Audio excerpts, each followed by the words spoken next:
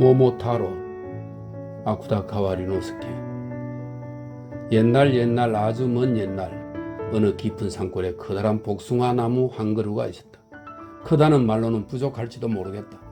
이 복숭아 나무의 나뭇가지는 구러미로 뻗어 있고 이 복숭아 나무의 뿌리는 땅속 깊은 곳의 저승에까지 닿아 있었다.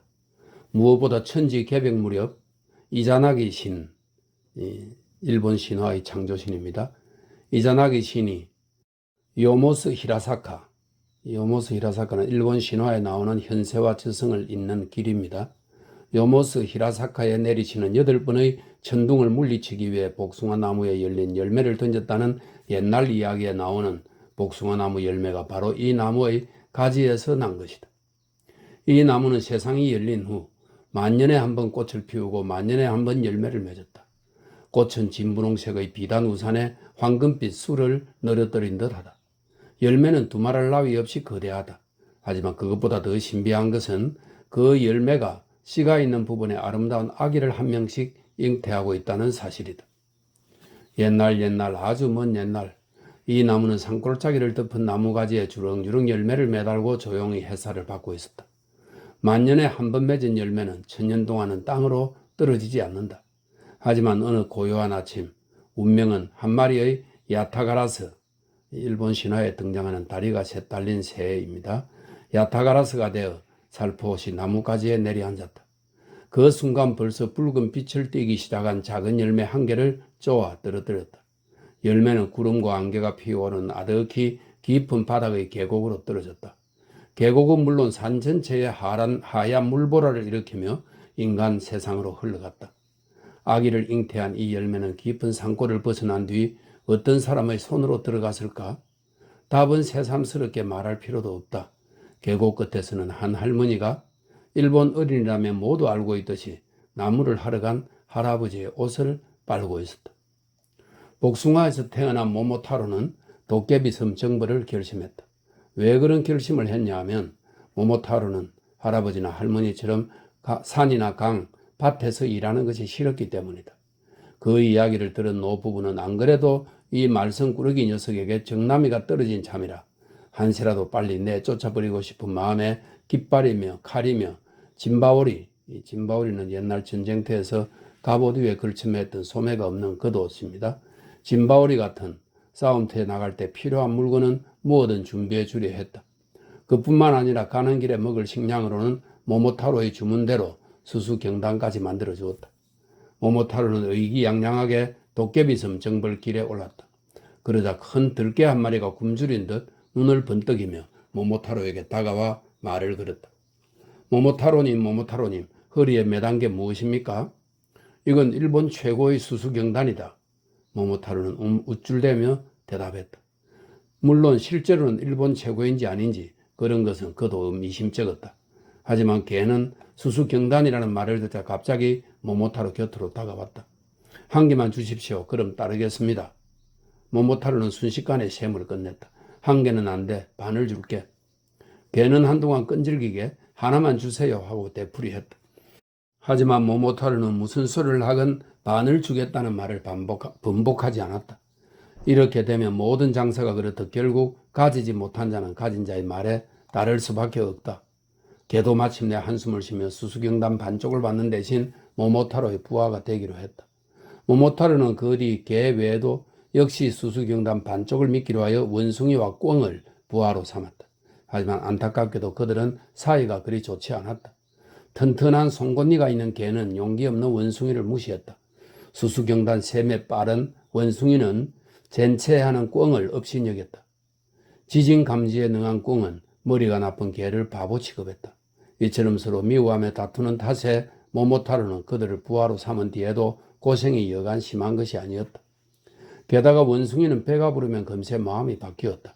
아무래도 수수경단 반쪽으로 도깨비섬 정벌에 따라 나선다는 것은 조금 더 생각을 해봐야겠다는 말을 꺼내었다. 그러자 걔는 킁킁 짖으며 벼랑간 원숭이에게 달려들어 물어 죽이려 하였다. 만약 꿩이 말리지 않았으면 원숭이는 그때 이미 죽었을지도 모른다. 하지만 꿩은 개를 달래면서 원숭이에게 주종의 덕을 가르쳐 모모타로의 명령에 따르라고 일렀다. 그렇지만 원숭이는 길가의 나무 위로 개의 공격을 피해 달아난 뒤였기 때문에 쉽게 끙의 말을 듣지 않았다. 그는 원숭이를 마침내 설득시킨 것은 분명 모모타로의 수완이었다. 모모타로는 원숭이를 올려다보며 빨간 해가 그려진 부채로 북채질을 해가며 일부러 놀리듯 말했다. 좋을 대로 해. 부하가 되기 싫다면 안 해도 돼. 그 대신 도깨비섬 정벌을 해도 보물은 하나도 나누어주지 않을 거야. 욕심 많은 원숭이는 눈을 동그랗게 떴다. 보물? 진짜 도깨비섬에 보물이 있습니까? 있기만 한 줄 알아? 원하는 건 뭐든 다 나오는 요술방망이라는 보물도 있다고. 그럼 그 요술방망이로 몇 번이나 다시 요술방망이를 만들어내면 한 번에 뭐든 손에 넣을 수 있다는 말이지 않습니까? 그건 귀가 솔깃한 얘기네요. 부디 저도 함께 데려가 주십시오. 모모타로는 다시 한번 그들과 함께 도깨비섬 정벌길을 서둘렀다. 도깨비섬은 아주 멀고 외딴 섬이었다. 하지만 세상 사람들이 생각하는 것처럼 바위산만 있는 것은 아니었다. 실제로는 야자수가 솟아있고 극락조가 지저귀는 아름다운 천년의 낙원이었다. 이런 낙원에 태어난 도깨비가 평화를 사랑했으면 의심할 여지가 없다. 아니, 도깨비는 원래 우리 인간보다도 향락적인 것을 좋아하는 종족이라고 한다. 혹부리 영감 이야기에 나오는 도깨비는 밤새도록 춤을 춘다. 이슨보시, 엄지동자입니다. 이슨보시 이야기에 나오는 도깨비도 자신의 목숨이 위험한 줄도 모르고 신사에 참배온 규수를 넋을 잃고 바라봤다 한다. 오에야마에 사는 슈텐도지, 이 슈텐도지는 헤이안 시대에 지금의 교토 오에야마의 대강산이라고 하는 곳에서 살고 있다고 여긴 도깨비입니다. 슈텐도지나 다쇼몬은 헤이안 시대에 헤이안 교회에 있던 커다란 문이죠. 유명한 문입니다. 다쇼몬의 이바라키 도지는 헤이안 시대에 헤이안 교회에 출연했다고 여긴 도깨비, 슈텐도지의 오른팔이었다. 이렇게 설명되어 있네요. 이바라키 도지의 희대의 악인으로 알려져 있었다. 그러나 이바라키 도지는 우리들이 긴자거리를 사랑하는 것처럼 스자쿠 대로를 사랑한 나머지 때때로 슬그머니 라쇼몽의 모습을 드러냈던 것은 아닐까. 슈텐 도지도 오에야마에 있는 바위굴에서 술만 마시고 있었음이 분명하다. 그의 여인을 빼앗아 달아났다는 이야기는 진위야 어찌되었든 여인 자신이 하는 말에 지나지 않는다. 여인이 하는 말을 모조리 진실이라고 인정한다면 그 유명한 미나모토노 요리미스는 헤이안 시대 유명한 무사입니다. 오에야마에서 폐악을 저지르던 악귀, 이 슈텐도시 퇴치의 전설의 주인공으로 알려져 있는 무사라고 하나요? 사청왕 불법을 수호하는 내신이라고 합니다. 미나모토노 요리미스는 모두 약간 미친 듯한 여성 숭배자가 아니었을까 하는 의문을 최근 20년간 나는 품고 있다. 도깨비는 열대지방을 연상시키는 경치 속에서 고토, 이 금운구와 유사한 현악기를 말합니다. 고토를 연주하기도 하고 춤을 추기도 하고 고대 시인의 시를 읊기도 하며 매우 평온하게 살고 있었다.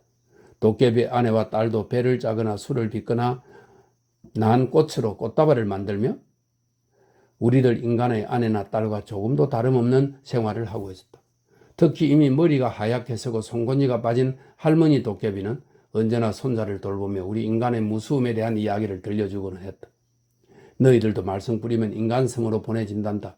인간섬으로 쫓겨난 도깨비는 그 옛날 슈텐 도지처럼 틀림없이 목숨을 잃게 된단다. 그래, 인간이란 건 말이지 뿔도 없고 얼굴도 손발도 허물건 이루 말할 수 없을 만큼 기분 나쁜 것들이란다. 게다가 인간 중에서도 여자라는 건 말이지 희멀건 얼굴이며 손발에 온통 분가루를 칠하고 있단다. 그 정도만 돼도 다행이게. 남자건 여자건 하나같이 거짓말하지, 욕심 많지, 시기하지, 자만심 강하지, 자기들끼리 서로 죽이지, 불지르지, 도둑질하지, 도무지 손쓸 도리가 없는 짐승이란다. 모모타로는 이처럼 죄 없는 도깨비에게 건국일에 최대의 공포를 안겨주었다. 도깨비는 도깨비 방망이를 내팽개친 채 인간이 나타났다라고 외치며 여기저기 높이 솟아있는 야자나무 사이를 우왕좌왕하며 도망쳤다. 돌격하라 돌격. 도깨비란 도깨비는 모조리 잡아서 한 마리도 남김없이 죽여라. 모모타로는 복숭아 깃발을 한 손에 쥐고 빨간 해가 그려진 부채를 이리저리 휘두르며 개, 원숭이, 꿩에게 호령했다. 개, 원숭이, 꿩은 사이좋은 부하는 아니었을는지도 모른다. 하지만 굶주린 동물만큼 용감무상한 병사의 자격을 갖춘 것은 없다. 그들은 모두 달아나는 도깨비의 뒤를 폭풍처럼 쫓았다. 개는 도깨비를 한 입에 물어 죽였다. 꿩도 뾰족한 부리로 어린 도깨비를 찔러 죽였다. 원숭이는 우리 인간과 친척벌이라는 이유로 처녀 도깨비를 목졸라 죽이기 전에 반드시 제 욕심대로 능욕했다. 온갖 악행을 행한 뒤 드디어 도깨비 추장은 목숨을 건지 몇 명의 도깨비와 함께 모모타로 앞에 무릎을 꿇었다. 모모타로의 의기양양한 모습은 안 봐도 눈에 선하다. 도깨비 섬은 더 이상 어제와 같은 극락조가 제잘거리는 나군이 아니다. 야자나무 숲에는 온통 시체가 널려있다. 모모타로는 역시나 한 손에 깃발을 쥐고 세 마리의 부하를 거느린 채 바닥에 납작 엎드린 도깨비 추장에게 위엄있게 말했다. 너희를 불쌍히 여겨 내가 특별히 목숨만은 살려주겠다. 대신 도깨비 섬에 있는 보물은 하나도 남김없이 헌상토록. 예, 헌상하겠습니다. 그리고 또 한 가지, 너희 자식들을 인질로 내놓아라. 그것도 분부대로 하겠습니다. 도깨비 추장은 다시 한번 이마가 땅에 닿도록 굽실거린 뒤 쭈뼛쭈뼛 거리며 모모타로에게 물었다. 저희들이 모모타로님께 무슨 잘못이라도 저질러서 정벌하러 오셨다고 알고 있습니다. 하지만 사실 저를 비롯하여 도깨비섬의 도깨비는 모모타로님께 어떤 잘못을 했는지 도무지 알 수가 없습니다. 그러니 그 잘못이 무엇인지 알려주시면 안 되겠습니까? 모모타로는 여유로운 모습으로 고개를 끄덕였다. 일본 최고의 모모타로는 개, 원숭이, 꿩, 세 마리의 충신을 부하로 얻었기 때문에 도깨비섬을 정벌하러 온 것이다. 그렇다면 그 세 분을 부하로 삼으신 이유는 무엇입니까? 그거야 물론 도깨비섬을 정벌하려는 뜻을 세웠기 때문에 수수경단을 주어서라도 부하로 삼은 것이다. 어떠냐? 이렇게 말을 했는데도 아직 모르겠다면 너희들 목숨도 모두 빼앗겠다. 도깨비 추장은 깜짝 놀란 듯 3척이나 뒤로 물러났다가 더욱더 공손하게 절을 했다.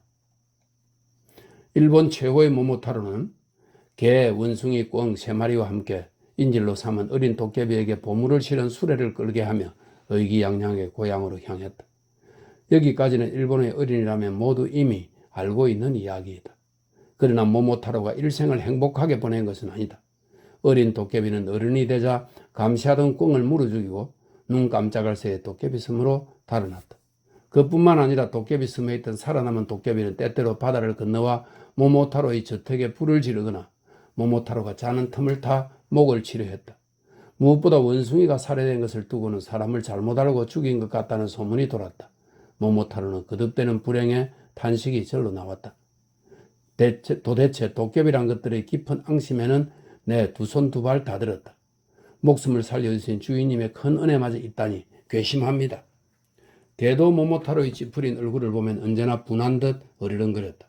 그러는 동안에도 적막한 도깨비섬의 바닷가에서는 아름다운 열대지방의 달빛을 받은 젊은 도깨비 대여섯 명이 도깨비섬의 독립을 계획하기 위해 야자 열매에 폭탄을 장치하고 있었다.